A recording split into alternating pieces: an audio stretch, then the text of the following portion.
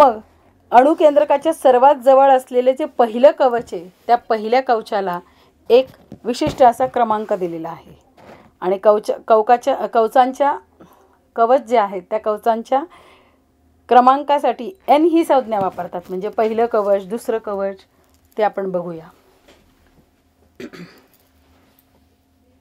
हे तर लक्षात आलं ना तुमच्या. इलेक्ट्रॉनचं वितरण कशा पद्धतीने केलं जातं.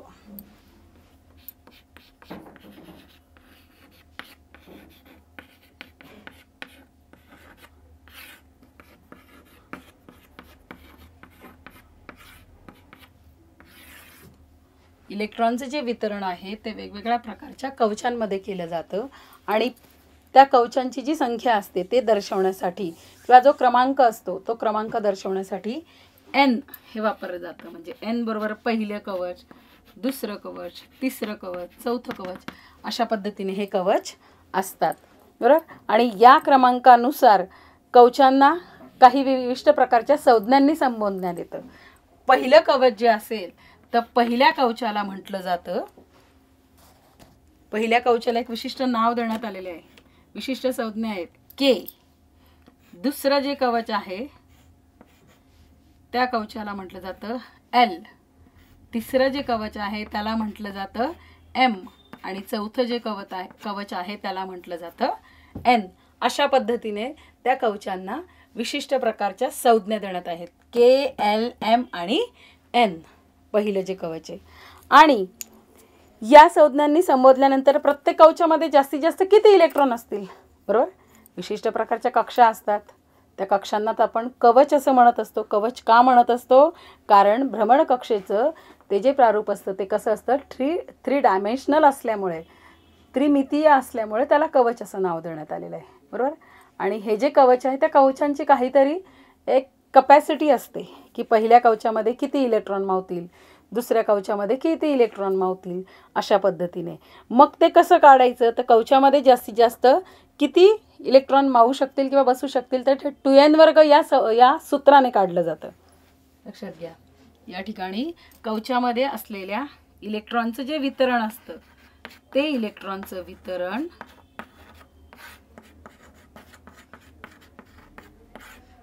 2n वर्ग या सूत्राने केलं जातं किंवा या सूत्रानुसार ते ठरतं.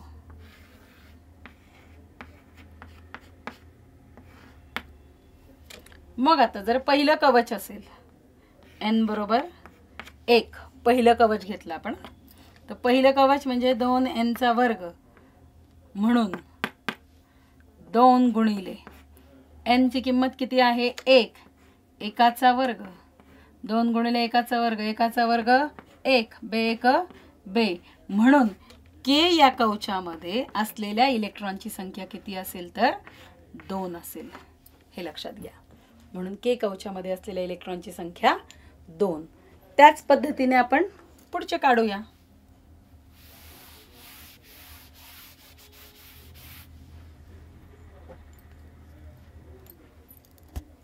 आता दुसरं आहे n बरोबर दुसरं कवच म्हटल्यावर 2.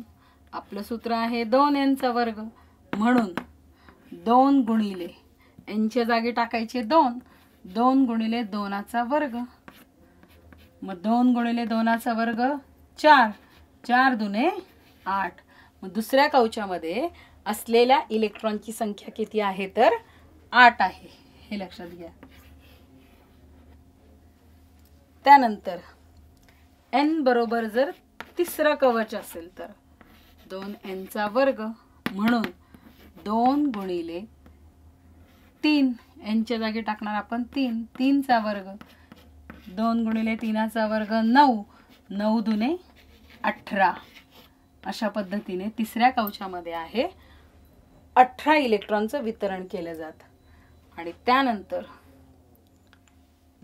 n बरोबर 4, चौथं कवच जर घेतलं आपण तर 2n वर्ग या सूत्रानुसार 2 गुणिले 4 चा वर्ग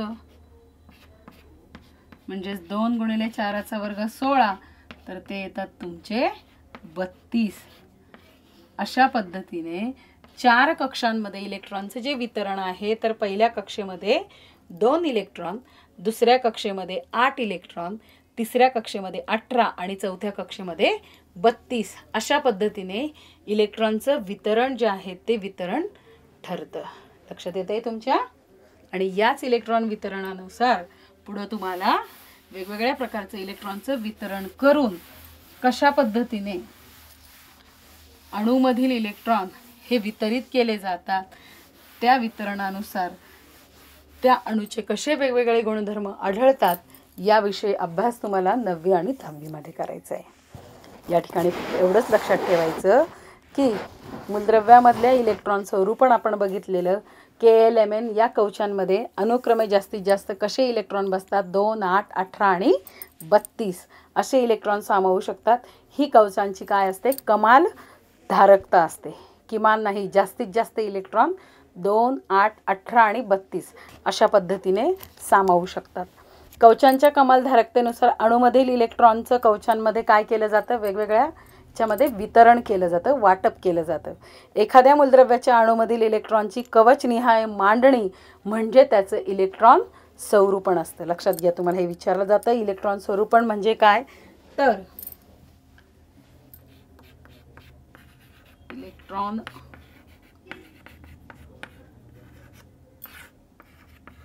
स्वरूपण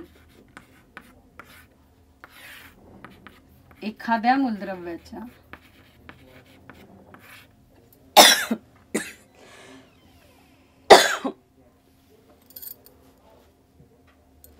अणूमधील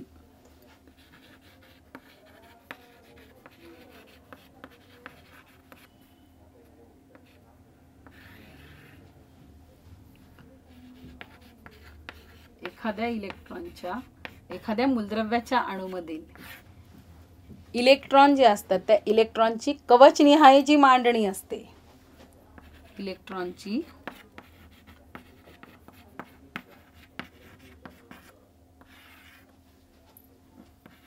कवचनिहाय मांडणी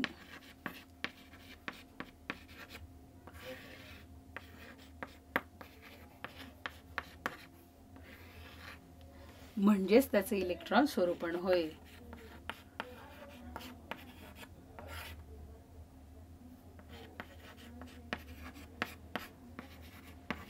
इलेक्ट्रॉन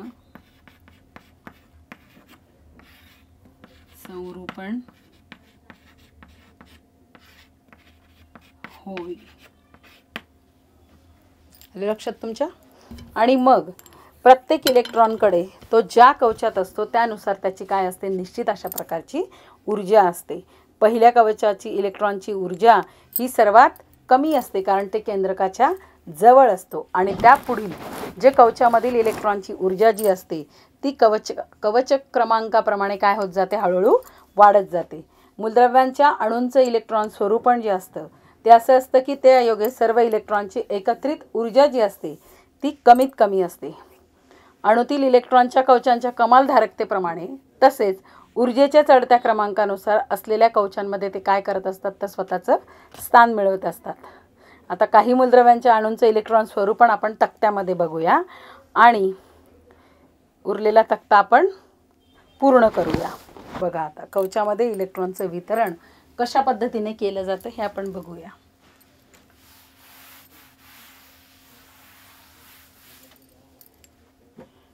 मूलद्रव्य घेतलं आपण या ठिकाणी.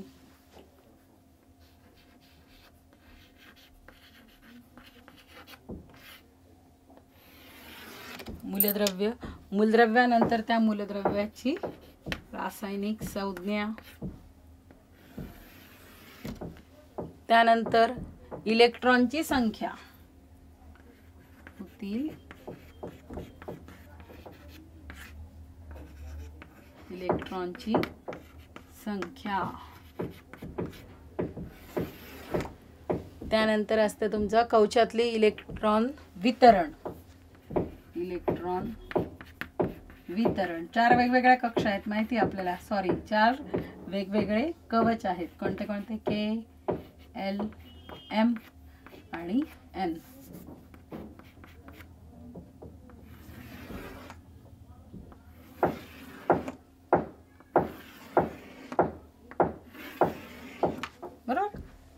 वेगवेगळं. आणि त्याच्यानंतर संख्या स्वरूपात इलेक्ट्रॉनचं वितरण.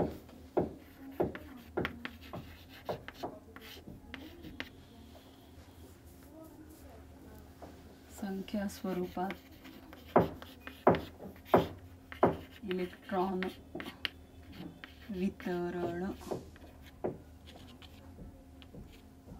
हा चार्ट तुम्हाला पुस्तकामध्ये सुद्धा बघायला मिळेल, पण पुस्तकामध्ये फक्त 1-2 मूलद्रव्यांचं दिलेलं असेल, आपल्याला बाकीच्या मूलद्रव्यांचं लिहायचं आहे.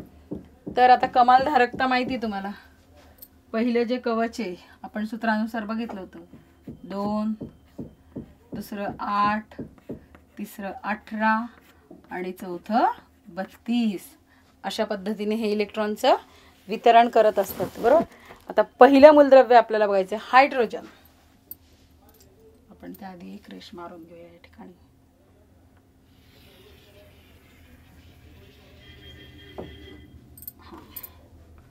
पहिलं जे मूलद्रव्य आहे ते म्हणजे हायड्रोजन. हायड्रोजनची संज्ञा माहिती आहे आपल्याला, H, बरोबर.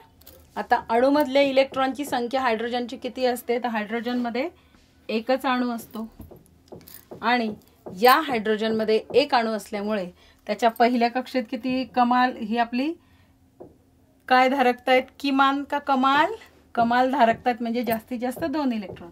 आपल्याकडे एकच आहे म्हणून एकच येईल. आणि संख्या स्वरूपात असलेल्या इलेक्ट्रॉनचं वितरण काय येईल, तर 1 येईल. त्याच्यानंतर दुसरं मूलद्रव्य आहे हेलियम.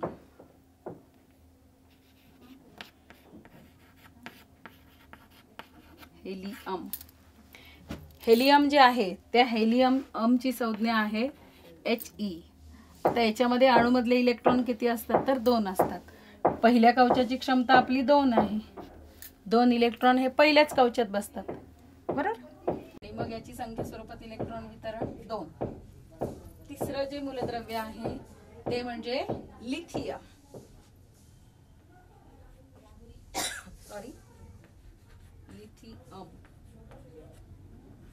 लिथियमचं सूत्र आहे Li. याची अणूतल्या इलेक्ट्रॉनची संख्या असते 3. मग अणूतल्या इलेक्ट्रॉनची संख्या असते 3, याच्या कॅपॅसिटी, याची क्षमता जी आहे ती 2. 3तून 2 गेला, उरला 1, म्हणून या ठिकाणी 1. आणि संख्या स्वरूपात इलेक्ट्रॉन वितरण जे आहे ते कसं आहे, तर पहिल्या याच्यात 2 आणि दुसऱ्या याच्यात किती झालं, 1. आता त्याच्यानंतर पुढचं जे मूलद्रव्य आहे कार्बन.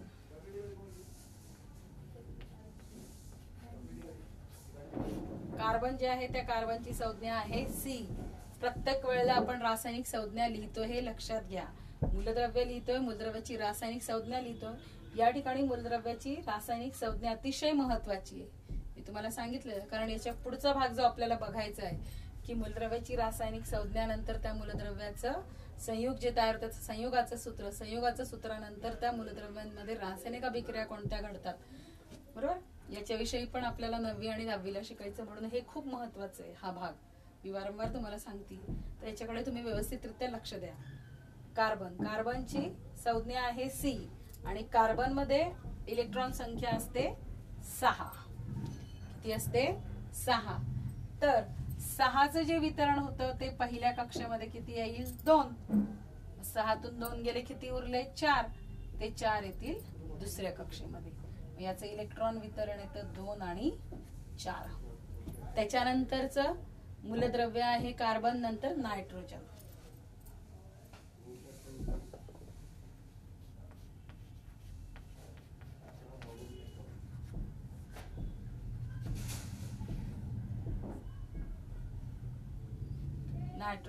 नायट्रोजनची संज्ञा आहे N, बरोबर. आणि या नायट्रोजनचे अणूतल्या इलेक्ट्रॉनची संख्या असते 7. पहिल्या कक्षेमध्ये आहे 2, दुसऱ्या कक्षेची कॅपॅसिटी माहिती आहे आपल्याला 8. 7तून 2 गेले, उरले किती, 5.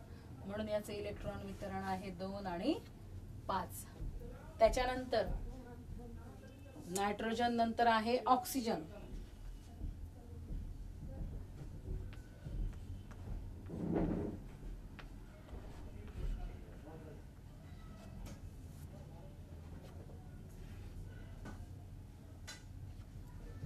ऑक्सिजनची संज्ञा आहे O आणि ऑक्सिजन मध्ये इलेक्ट्रॉनची संख्या असते 8.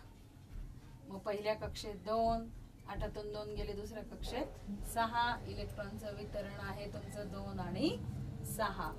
त्यानंतर पुढचं जे मूलद्रव्य आहे ते म्हणजे फ्लुओरिन.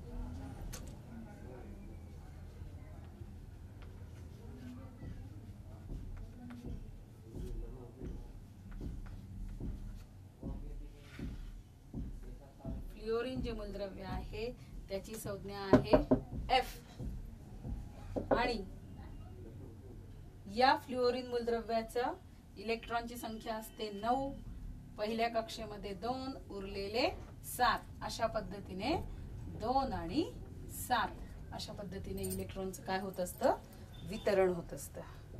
लक्षात आलंय तुमच्या? त्याच्यानंतर आहे तो म्हणजे निऑन. पण इथे घेऊया आता निऑन.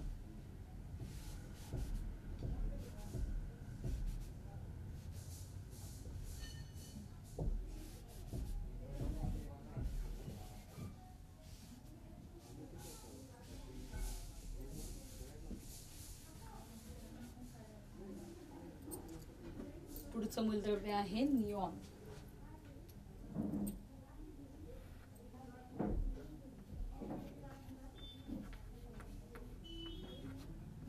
निऑन जे मूलद्रव्य आहे त्याची संज्ञा आहे Ne. अणूतले जे इलेक्ट्रॉन असतात त्या निऑन मध्ये 10 असतात. म्हणून पहिल्या कक्षेमध्ये 2 तर दुसऱ्या कक्षेमध्ये 8. एक लक्षात घ्या, पहिल्या कक्षेमध्ये ज्या वेळेला 2 झाले त्यावेळेला ती कक्षा काय झाली, पूर्णपणे भरली आहे. आणि दुसऱ्या कक्षेमध्ये काय आहेत 8 इलेक्ट्रॉन, म्हणजे याची दुसरी कक्षा सुद्धा पूर्णपणे भरली आहे. तुम्हाला मगाशी मी सांगितलं होतं निऑन, ऑर्गॉन, हेलियम आपण बघितलेलं, त्याची सुद्धा 2 म्हणजे त्याची पहिली कक्षा पूर्ण होती. तसंच या निऑनची सुद्धा पहिली कक्षा पूर्ण झाल्यानंतर दुसरी कक्षा सुद्धा पूर्ण आहे. म्हणून याला राजवायू असं म्हटलं जातं. त्याचा अभ्यास आपण 9वी आणि 10वी मध्ये करणार आहोत, पण या ठिकाणी तुम्हाला सांगते कारण याला कोणत्याही इलेक्ट्रॉनची गरज भासत नाही. त्याच्या दोन्ही कक्षा पूर्णपणे काय आहेत, भरलेल्या आहेत. आणि याचं इलेक्ट्रॉन वितरण येतं तुमचं 2 आणि 8. निऑन नंतर पुढे आहे सोडियम.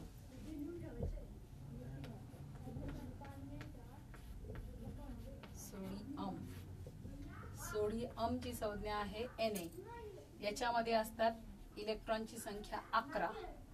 पहिल्या कक्षेत 2, दुसऱ्या कक्षेत 8 आणि मग 8 आणि 2 10 झाले. तिसऱ्या कक्षेमध्ये येईल तुमचा 1. म्हणून याचं इलेक्ट्रॉन वितरण येतं 2, 8 आणि 1. लक्षात? सोडियम नंतर आहे तुमचं क्लोरीन.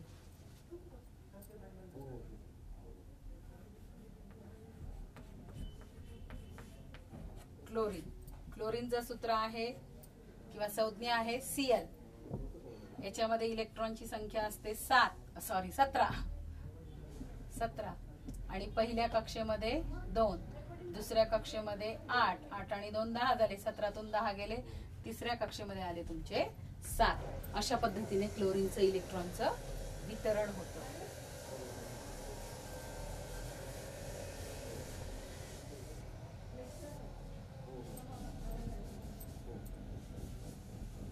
आणि म्हणून त्याच्यामध्ये इलेक्ट्रॉन वितरण कसं होतं तर 2, 8 आणि 7. त्याच्यानंतर आहे क्लोरीन नंतर अर्गॉन. मग अशी सांगितलं तुम्हाला, अर्गॉन किंवा अर्गॉन पण म्हणतात त्याला. अर्गॉन जे आहे ते आहे Ar. त्याच्यामध्ये असतात 18 इलेक्ट्रॉनची संख्या असते 2, 8 आणि 8. लक्षात? अशा पद्धतीने हे ऑर्गॉन जे आहे ते सुद्धा फुलफिल आहे. पहिल्या कक्षेत 2, दुसऱ्या कक्षेत 8 आणि तिसऱ्या कक्षेमध्ये 18 असतात. तर त्याच्यामध्ये सुद्धा 8 म्हणजे तिसरी कक्षा सुद्धा त्याची काय होते, ऑर्गॉन मध्ये सुद्धा पूर्णपणे भरतेच ती. आणि म्हणून या ठिकाणी याचं इलेक्ट्रॉन वितरण येतं 2, 8, 8. आणि त्याच्यानंतर शेवटचं आहे ते म्हणजे ब्रोमीन.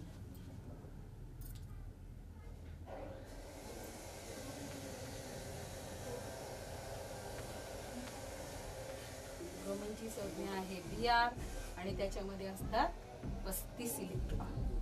या ब्रोमिनचं पहिल्या कक्षेमध्ये 2, दुसऱ्या कक्षेमध्ये 8, तिसऱ्या कक्षेमध्ये 18, 2 8 8 आणि 2 10, 18 आणि 10 28, 28 आणि 7 या ठिकाणी येतात 7. अशा पद्धतीने इलेक्ट्रॉनचं वितरण 2 8 18 आणि 7.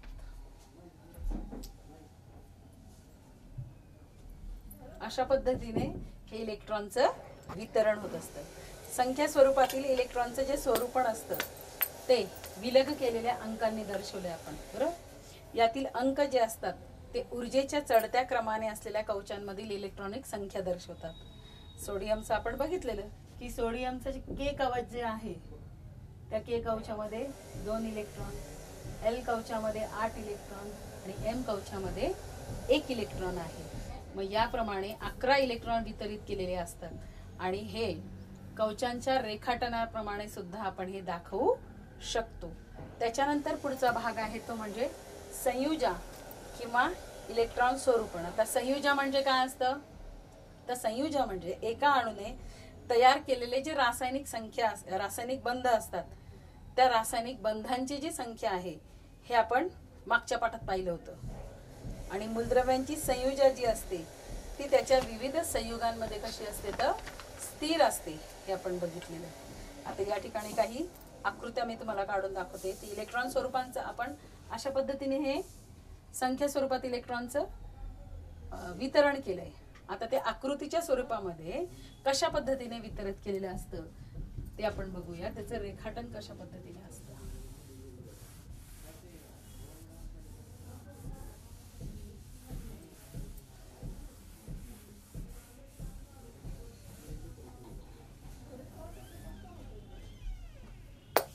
आपण हायड्रोजन हे मूलद्रव्य बघूया. हायड्रोजन मगाशी बघितल्याप्रमाणे, मगाशी सांगितल्याप्रमाणे हायड्रोजन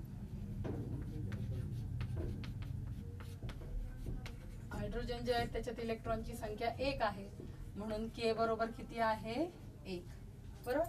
तर हायड्रोजन जे मूलद्रव्य आहे त्या हायड्रोजन मूलद्रव्यामध्ये हे हायड्रोजनचं असतं तुमचं केंद्रक, बरोबर. आणि या केंद्रकामध्ये हायड्रोजन आणि या केंद्रका बाहेरची जी कक्षा आहे या कक्षेमध्ये किती इलेक्ट्रॉन असतील तर या केंद्रका बाहेरच्या कक्षेमध्ये असतात ते म्हणजे 1 इलेक्ट्रॉन.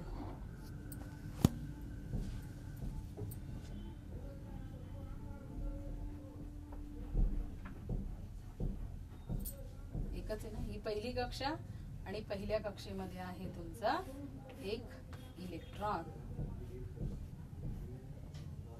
हे झालं तुमचं हायड्रोजनचं इलेक्ट्रॉन स्वरूपणाचं रेखाटन.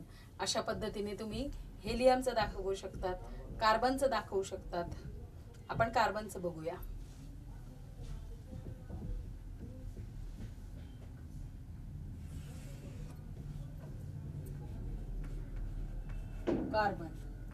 कार्बन माहिती तुम्हाला सी संज्ञा आहे.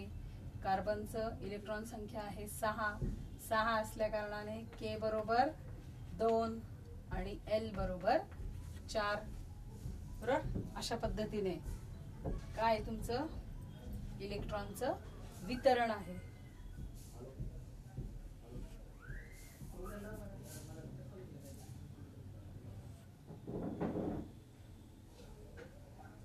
हे झालं तुमचं केंद्रकामध्ये आहे तुमचा कार्बन. आता कार्बन जे आहे त्या कार्बन मध्ये कशा पद्धतीने आहे हे आपण नेक्स्ट लेक्चर मध्ये बघूया. आलं लक्षात? किंवा तुम्ही सगळ्यांनी हा होमवर्क करून ठेवायचं. या ठिकाणी केंद्रक दाखवलंय, याच्यातल्या 2 कक्षा दाखवायच्या आणि याचं रेखाटन तुम्ही करायचं घरी. राहील लक्षात सगळ्यांच्या? ओके. बाकीचं आपण नेक्स्ट लेक्चर मध्ये बघूया.